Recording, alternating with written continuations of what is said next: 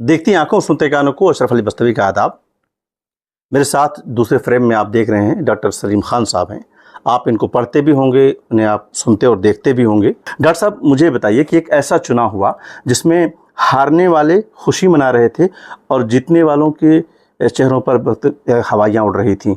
ये पहली बार हिंदुस्तानी जमहूरियत में मैं देख पा रहा था जब से मैं बड़ा हुआ हूँ। आप इसे कैसे देखते हैं? देखिए, इंसान की जो खुशी और गम है ना, उसका ताल्लुक उसकी एक्सपेक्टेशन से होता है। जी। कि अगर कोई स्टूडेंट है जो ये समझता है कि मैं फेल हो जाऊंगा, तो अगर वो 35% मार्क लेकर भी पास हो जाए तो वो खुश होता है। जी। लेकिन एक स्टूडेंट है जो ये कहता है कि जिसकी ये एक्सपेक्टेशन होती है कि मैं डिस्टिंक्शन लाऊंगा, जी। तो वो अगर 70% मार्क्स भी लाए 75 के बजाय, तो भी वो गमज़दा रहता है कि यार मेरे 75 नहीं आए। जी। तो जो एक्सपेक्टेशन थी, वो एक्सपेक्टेशन से बेहतर किया जिन लोगों ने, वो उस पर खुशी मना। अच्छा, बीजेपी की एक्सपेक्टेशन की बुनियाद क्या थी? आप क्या समझते हैं? कैसे उन्होंने 400 पार का नारा दे दिया? क्या उन्होंने 10 साल का आकलन नहीं किया अपने उन तमाम वादों और दावों का और इम्प्लीमेंटेशन का? बीजेपी ने जो 400 पार का नारा लगाया, उसके थोड़ा सा आप पस मंजर जाइए, उसके 6 महीना पहले आप चले जाइए। जी। 6 महीना पहले क्या हुआ कि कर्नाटक में इलेक्शन हुआ, हिमाचल प्रदेश में इलेक्शन हुआ और कांग्रेस को कामयाबी मिली। जी। उसके पहले गुजरात में इनको कामयाबी मिली, उत्तराखंड में इनको कामयाबी। तो ऐसा लग रहा था कि कुछ बराबर सराबर का मामला हो सकता है। और एक कहीं ईस्ट में इलेक्शन हुआ था, मिजोरम में, तो उसमें एक रीजनल पार्टी। उसके बाद सब लोगों ने ये कहना शुरू किया कि अब जो सूबाई इंतखाब आएंगे, जो स्टेट इलेक्शंस आएंगे, वो सेमीफाइनल है। अच्छा। और वो कौन कौन से थे? वो थे मध्य प्रदेश, राजस्थान और छत्तीसगढ़। ये 3 बड़ी रियासतें थी, बाकी छोटी रियासत। छोटी रियासतों को छोड़ दो, ये 3 काउ बेल्ट की रियासत थी। इनमें से 2 में कांग्रेस की हुकूमत थी, एक में मध्य प्रदेश में भी बीजेपी हार के जीती थी, यानी इलेक्शन में हार गई थी, लेकिन सिंधिया के लोगों को तोड़ा और सिंधिया को तोड़ा और हुकूमत बनाई थी। तो आप ये कह सकते हैं कि ये तीनों सूबे जो है वो कांग्रेस ने जीते थे। 2 में उन्होंने 5 साल हुकूमत की और एक में जो है वो उनकी सरकार चली गई, चोर दरवाजे से चली। अब लोग ये देख रहे थे, बीजेपी भी ये देख रही थी और कांग्रेस भी ये देख रही थी कि अगर इनको रिटेन कर लेती है कांग्रेस, तो इसका मतलब है कि लड़ाई बराबर की होगी, क्योंकि कर्नाटक के बाद कांग्रेस के हौसले बुलंद थे। और अगर बीजेपी इनसे छीन लेती है, तो इसका मतलब है कि बीजेपी इनको दबा लेगी कौमी इंतखाब में, क्योंकि सेमीफाइनल से फाइनल का मामला। अब आप देखिए रिजल्ट कैसे आए। अच्छा, अंदाजे उस वक्त के देखें। उस वक्त ये अंदाजा लगा रहे थे कि भाई छत्तीसगढ़ में तो out and out Bhupesh Baghel आ जाएगा। सारे एग्जिट पोल सारे ये बोल रहे थे। जी। मध्य प्रदेश में 19-20 होगा, ये भी हो सकता है, वो भी हो सकता है। राजस्थान में एक ट्रेडिशन है बदलने का, तो उसके तहत कांग्रेस को जाना चाहे, लेकिन वो जो अशोक थे वहां के सीएम, उन्होंने बहुत सारी पब्लिक वेलफेयर के काम किए, तो इस बार वो जो ट्रेडिशन है वो बदलेगी। ये संभावनाएं थी ना। अगर ट्रेडिशन रही तो बीजेपी आएगी, लेकिन अगर हो सकता है कि वो उसको बदल दे। लेकिन इलेक्शन के रिजल्ट्स क्या आए देखिए आप। इलेक्शन में मध्य प्रदेश में जबरदस्त किस्म की कामयाबी इन्होंने हासिल कर ली, जो खुद बीजेपी को एक्सपेक्टेड नहीं थी। उसके बाद आप देखें कि छत्तीसगढ़ में जहाँ कोई इम्कान नहीं था कांग्रेस के हारने का, वहां कांग्रेस आउट एंड आउट हार गई जी। और राजस्थान में वो ट्रेडिशन बाकी रही और ट्रेडिशन बाकी रहने की वजह से वहां भी बीजेपी जीत गई जी। तो ये जो डेवलपमेंट हुआ इसने बीजेपी को बहुत बूस्ट किया कि एक तो ये 3 जगह जीत के समझो एक तरह से सेमीफाइनल बीजेपी ने बहुत जबरदस्त तरीके पे जीता। अब इनको जो जैसे केक के ऊपर एक टॉपिंग होती है ना, वो इन्होंने किया 22 जनवरी को राम मंदिर का इफ्तिताह करके, प्राण प्रतिष्ठान जिसको ये बोलते हैं। तो ये दोनों को मिलाने के बाद इनको ऐसा लगा कि अब हम इलेक्शन जीत गए हैं। ये चीज ने उनको 400 पार का कहा और वो भी आप ये देखें कि उन्होंने 370 से जोड़ा। 370 बीजेपी को मिलेंगे, हमने 370 का कानून कश्मीर का खत्म किया। अब अगर 370 मिल जाते हैं तो इससे पहले भी जो है वो 303 से 353 पे पहुंचे थे, राइट? बिल्कुल सही बात। 50 तो थे ही कांग्रेस के बीजेपी के अलावा एनडीए में जो एलिस थे उनके 50 थे। तो अब आप 370 में 50 जोड़ो, 420 हो गया, 420 हो गया, तो 400 पार हो गया। तो वो फॉर्मूला इस तरह से चल रहा था। अच्छा। लेकिन ये कि आप देखिए वर्ल्ड कप में क्या हुआ। वर्ल्ड कप में इंडिया की टीम सारे मैच जीती और सबको यकीन था कि इस बार तो ऑस्ट्रेलिया को कच्चा खा लेंगे और इसीलिए मैच ले जाके अहमदाबाद में रखा गया, नरेंद्र मोदी स्टेडियम में, और इसीलिए मोदी जी पहुंचे, अमित शाह पहुंचे। सही बात। लेकिन वो नतीजा नहीं निकला, नतीजा जो है वो उलट गया।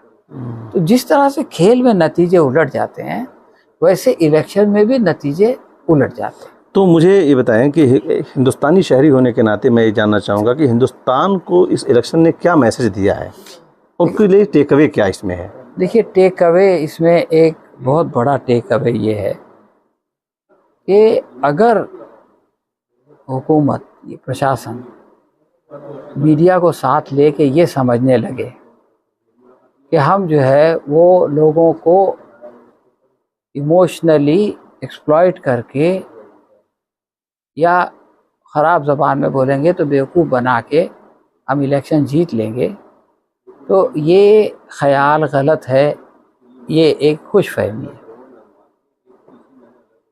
इसमें जो टर्निंग पॉइंट है वो ये कि जब राहुल गांधी ने ये देखा कि मेरे लिए स्पेस ख़त्म कर दिया गया है, बल्कि मेरे लिए निगेटिव स्पेस है, निगेटिव स्पेस, तो सड़कों पे उतर गया। उसने सड़कों पे आने का फैसला किया और उसने जो पहली यात्रा निकाला उसके अंदर उसकी एक लॉजिक थी। वो लॉजिक ये थी कि लोग जो है वो लोगों को डराया जाता है, हिंदुओं को डराया जाता है मुसलमानों से जी, और फिर उनके दिल में मुसलमानों के खिलाफ नफरत पैदा की जाती है और नफरत जब घुस जाती है तो इंसान की बुद्धि भ्रष्ट हो जाती है। फिर वो ये सरकार से नहीं पूछता है कि भाई तुमने जो मुझसे वादे किए थे वो पूरे हुए कि नहीं हुए। तो उन्होंने कहा कि भाई मैं जो है वो मोहब्बत की दुकान खोलूंगा नफरत के बाजार में। तो ये एक सोचा समझा वो था और इत्तेफाक से उस यात्रा के बाद कर्नाटक का इलेक्शन हुआ और उनके फेवर में रिजल्ट्स आए। तो ये उम्मीद बंधी कि साहब हम बीजेपी को हरा सकते हैं। दूसरा नीतीश कुमार का मैं बोलता हूं कि हम उसको, आज वो एनडीए के साथ है लेकिन हम इसको भूल नहीं सकते।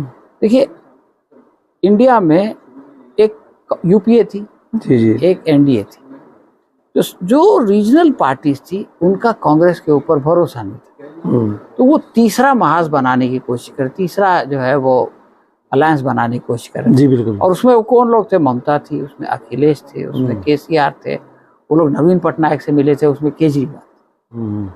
नीतीश कुमार वो आदमी है कि जिसने जो पटना से दिल्ली आता है और वो दिल्ली आने के बाद सोनिया गांधी से मिलता है और केजरीवाल से मिलते हैं। ये है टर्निंग पॉइंट। और फिर वो इंडिया अलायंस बनता है। और फिर इंडिया अलायंस बनता है। उस इंडिया अलायंस को झटका लग गया ये 3 जगह इलेक्शन हारने से, इसलिए कि कांग्रेस ने उनको स्पेस नहीं दिया। और उसके बाद कांग्रेस को ये रियलाइजेशन हो गया कि हमको इनको हल्के में नहीं लेना चाहिए। इसीलिए आप ये देखिए कि ममता ने इतना बड़ा काम कर दे दिया कि अपने वन साइडेड सब वो कर दिए, तो भी उन्होंने उसको अलग नहीं किया। केजरीवाल ने भी पंजाब के बारे में क्लियर बोल दिया कि हम जो है वो सब लड़ेंगे, लेकिन उन्होंने किसी को वो जो सबक उन्होंने सीखा था ना 3 जगह का, सबको उनके सारे परेशानियों के बावजूद अपने साथ रखा। सही तो फिर जो दूसरी न्याय यात्रा थी उसमें एक बहुत बड़ा गेम चेंजर हुआ जो कांग्रेस की तारीख में कभी नहीं हुआ। देखिए हिंदुस्तान में जो लड़ाई थी बीजेपी के आने से पहले वो क्या थी? लोहिया की और कांग्रेस की लड़ाई थी जी। लोहिया जो है वो जात पात की पॉलिटिक्स कर रहे थे, जाति जनगणना, जातीय समीकरण वाला जाति समीकरण। और कांग्रेस बोलती थी कि नहीं, हम रिजर्वेशन देंगे, लोग तरक्की करेंगे और ये जो दूरियां हैं वो कम हो जाएंगी। लेकिन राहुल गांधी ने ये वो स्टैंड ले लिया जो लोहिया का था, किसकी कितनी भागीदारी।